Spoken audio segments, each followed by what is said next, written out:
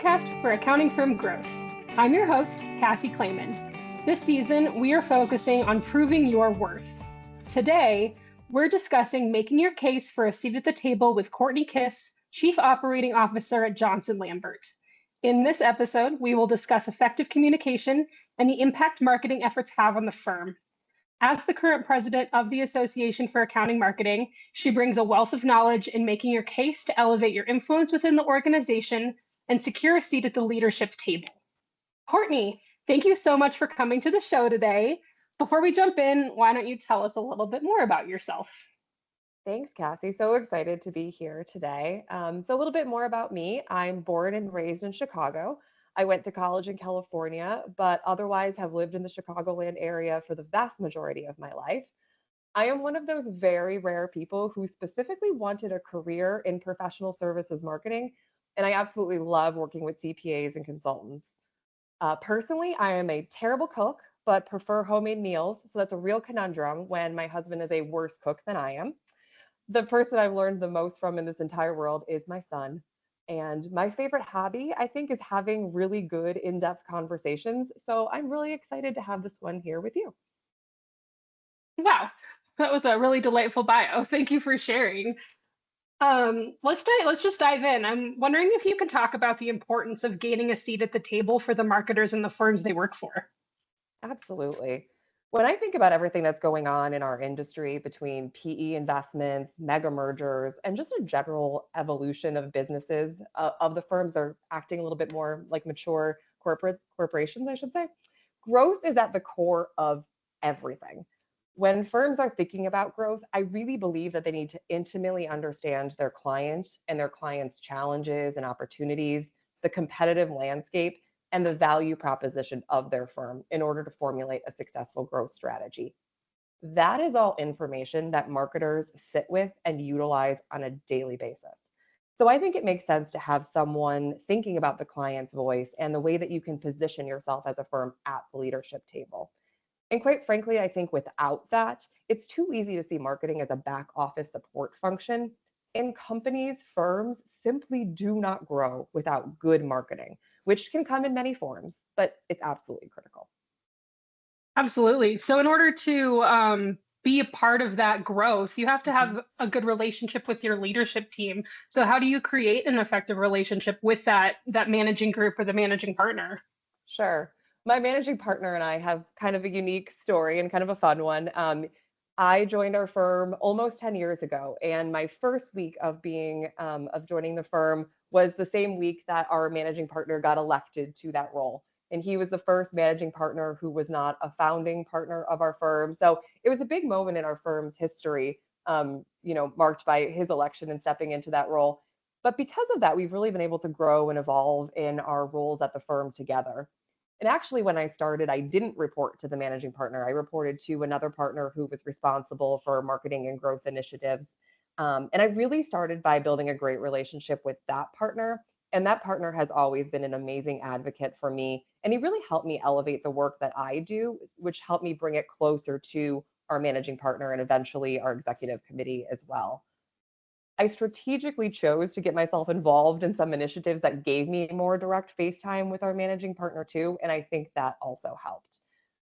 And I really think that my managing partner and I hit our stride when I did a better job at articulating how I can help him and make his life easier by running some of the strategic items that we do at the firm and doing some really high level and executive coordination. I would also say I am a big believer in the concept of every day you should work hard to make your boss look good. And that's something I do all of the time and try to, delicately tell people on my teams too, when you make the people that you report to look good, good things come your way too.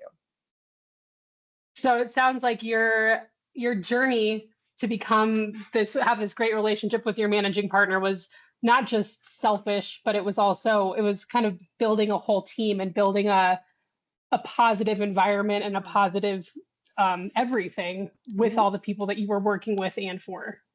Yeah, absolutely.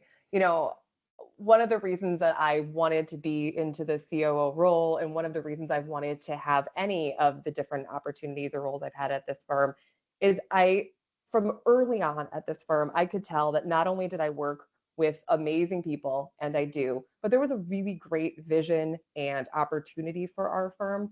And I saw all of that and I just wanted to be part of it. I think we do so many great things. And I think we also have opportunities to do even more great things or do them at a whole nother scale. So anything that I could do to help elevate the whole experience of the firm, and I mean that of our marketing team, of our back office team, of our client facing team, of our clients. I really wanted to be part of that journey. And so that's what I work hard every day to do. So you raised your hand and you're an agent of change. Yes. I don't like things that just keep going the way that they are. I think innovation is key. I think the whole, innovate or die is so real. I think of the change I've seen in our firm in the 10 years that I've been here and the change in the industry over the last couple of years. It's just so quick. And I think if you're not experimenting and trying different things as a firm, but also in your own career, it's easy to stall out. So, okay, I have a question about that. So, Mhm, I mean, you've had a great journey from where you started to becoming the COO, but I'm sure mhm. it wasn't all wins. How did you persevere when there were moments of challenge? Yeah, I think a lot of it was just really open dialogue with our managing partner and our leadership team. There have been times where I pushed for things that we were not ready for as a firm. And it's easy to take those as like personal defeats or comments on your success or your influence as a leader. And the more I've learned, the more I've seen, and the more I've, grown up personally and professionally, that's just not true. I think you have to have that open dialogue and just persevere. Some of the things that have been my most successful accomplishments or things that I am most proud of took years of convincing. And so you have to know the things that you are willing to die on the hill, so to speak, on, and the things that are just not worth wasting your political capital on. But having those conversations, pursuing the things, and having other wins along the way. You can't always just be climbing the hill. You have to have some good things going in your direction too. But even moving into this role, I didn't envision it necessarily. This isn't how I saw getting my seat at the table necessarily, but looking around me and seeing what the firm needed, and then just having a conversation and approaching it of how else can I help? I think I can do these other things. And honestly, it was a years long journey to where I am today. And it was a lot of conversation about if the firm was ready and if I was ready, what we both needed to do to get there. But I'm really honored with how it has ended up and just hope to continue adding value from that seat.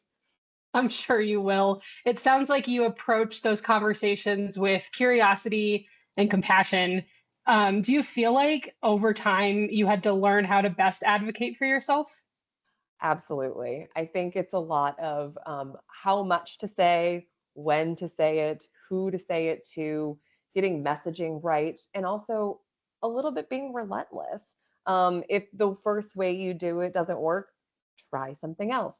One thing I tell people all the time when they're trying to figure out how to get more influence or elevate their role within a firm is you need a group of people who can kind of be your personal advisors. So if you're lucky enough that can be your boss and that person is great at that and is supportive of you, amazing.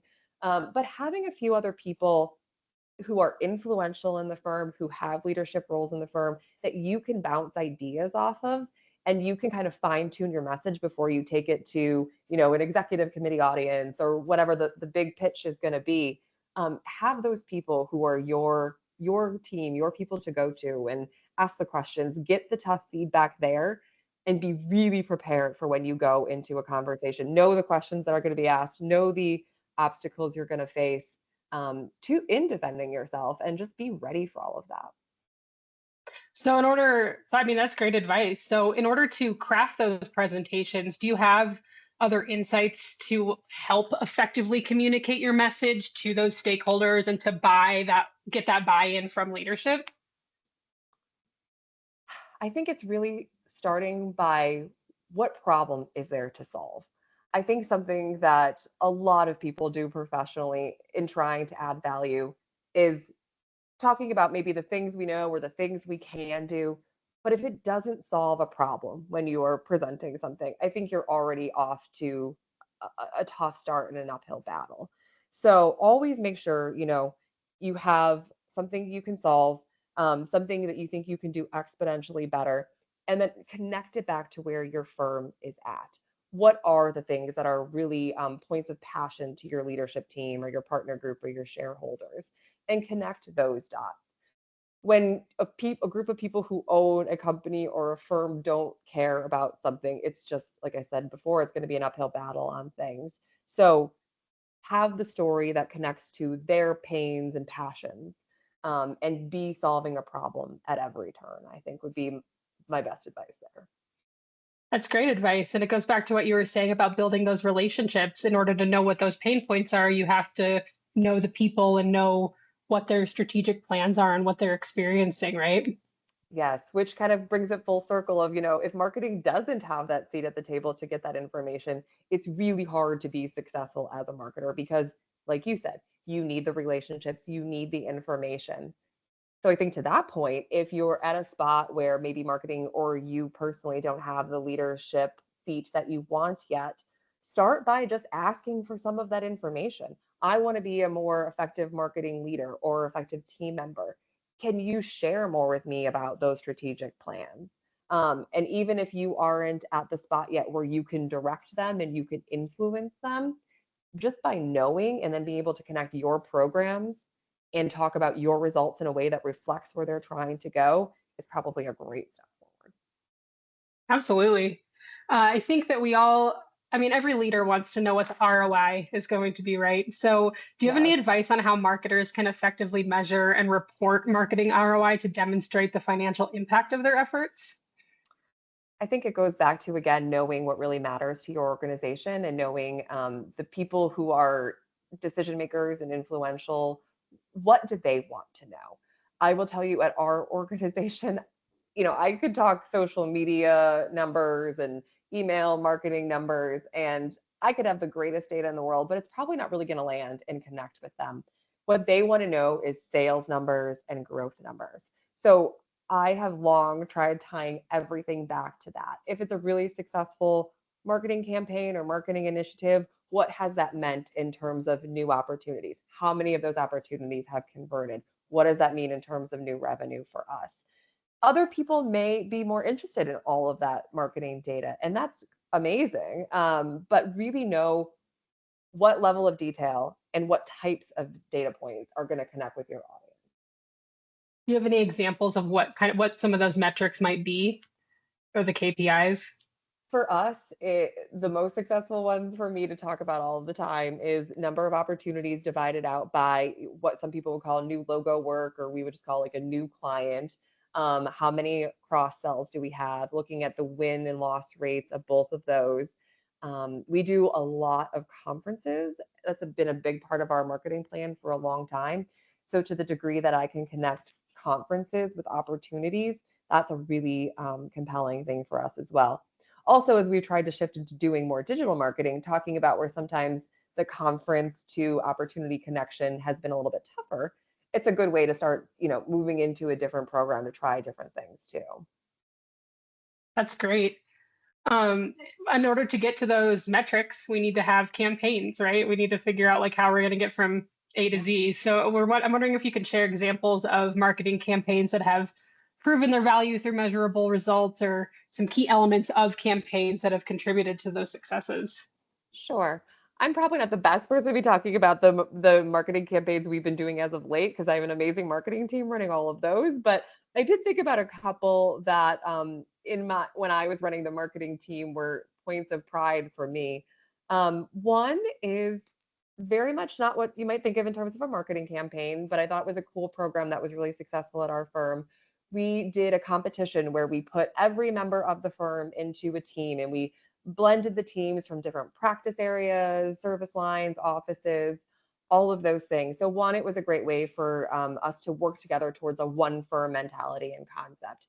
And in these teams, marketing then came up with this whole list of business development support activities, if you will. Everything from making a LinkedIn connection to pitching a cross serving opportunity to a client or securing a net new client too. And we let teams earn points by achieving all of these, different options for those different activities. And The first couple years we did it, the amount of activity we had on the pipeline shot up, and it really helped, I would say, our teams think more about what client-facing teams should be doing in terms of growing the firm, and made it more comfortable and conversational for people. We stopped doing it after a while because I feel like anything you have to go try and reinvent to keep it interesting. But it was unbelievable what that sort of spirit of competition and just introducing people to some really basic ideas that you can build upon did. Another thing that we did that I haven't seen a lot of firms do, but I definitely stole this idea from other firms that I know through AIM, is we started doing an annual report about 4 years ago. And I can't tell you what an amazing response we had from clients and prospects when we shared all of that information about our firm. We also really used it as a recruiting tool, similar to what I've seen some other firms in the space do. It was really a storytelling piece. It wasn't just facts and figures. It was, here are all the ways that we're invested in the industries that we work in the communities that we're part of. Here's all the opportunities we give to our teams in terms of leadership roles or learning and development opportunities. And it connected with people so much. Like, rarely do we send out emails where we get such a response rate, or like legitimate people reaching out and having conversations about it.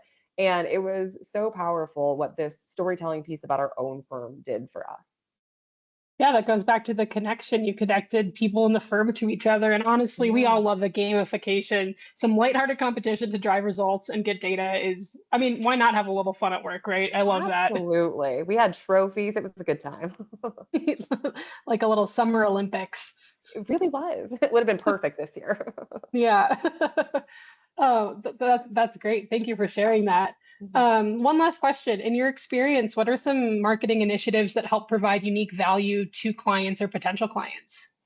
Something I'm seeing firms do more and more, and we are early in our process, but doing more of too, is really embracing this idea of ABM, or account based marketing, having that targeted list and starting to reach out early in your prospecting process, although you can do this with clients too, and giving them information, materials, guidance on the issues that particularly matter to those organizations.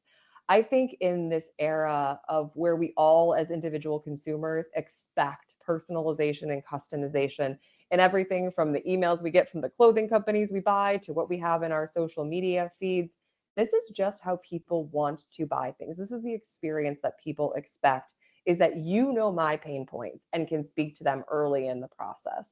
So I think that's a great way for firms to be thinking about trying some new marketing initiatives, talking directly to what those individual accounts may need. And it's a great way from day one to start showing we do understand you and we are going to be a business advisor to you, not just checking the box, providing a compliance service or something like that. So that's something I think is really exciting about marketing initiatives being more innovative and strategic these days. Showing your value, but then proving it pretty much. Absolutely. I know I said one last question, but I actually have one more question. Sure. Um, I know that you talk very highly of your team, and so I'm curious. I'm just curious on your thoughts on what the value of having a good marketing team is. How to put that into words. Um, I think marketing is like this little hub inside of firms where they know so much about what the firm does and how we connect to clients, understanding their pain points. We know the story of the firm. And I think marketing teams are so good at articulating that. I think we help drive not only growth in terms of revenue growth and practice growth and all of those things. And I don't just mean we, my firm, I mean great marketing firms throughout the industry. But I think we also can help with recruiting initiatives. And I've seen more and more of that, of marketers partnering with recruiting teams and HR teams. Um, we can help with really good client communications when there's tough messages that we have to share or new things that we're doing. Like I said, it's a hub inside of a firm that makes so much possible. And I hope firms are embracing their marketing teams that way and realize the value that they have in those incredible people who have this very different skill set than, right, than our client facing teams. And what I love about accountants, I know I talked about that in the very beginning of just loving working with CPAs and people in this industry, is they understand, I have found by and large, that marketers know different things and have a very different skill set than they do. And that's why I think we're seeing people get that leadership spot at the table, because there's this understanding and embracing of, you bring something different to the table, you as the marketing leader, but your whole team behind you. And that is invaluable in a firm that cares about growth, cares about its people and its clients. Wow, really positive. Thank you. Absolutely. Honestly, thanks, Courtney. You provided a lot of really good information and some great insight into gaining a seat at the table. Where can people find you or connect with you? Find me on LinkedIn, just search for Courtney Kiss. I'm happy to connect to everybody. I'm not good at, TikTok or anything like that yet, so find me there. I like that you said yet. We all have to stay relevant, so maybe that will be on my 2025 to-do list. Love that. Planning already. um, well, that's it for another episode of Amplify, the podcast for accounting firm growth. A big thanks to all of you for listening today, and again to Courtney for the engaging conversation. If you like what you'd heard, we'd love a review on the podcast platform you are listening to us on now. And be sure to listen to other episodes this season. Our theme is Proving Your Worth. You can learn more about Amplify and our past seasons on accountingmarketing.org. Look for the podcast under publications. I'm your host, Cassie Clayman, marketing coordinator at Topol Foreman. If you want to connect with me, you can also find me on LinkedIn. Thanks again, and we look forward to having you join us for another episode soon.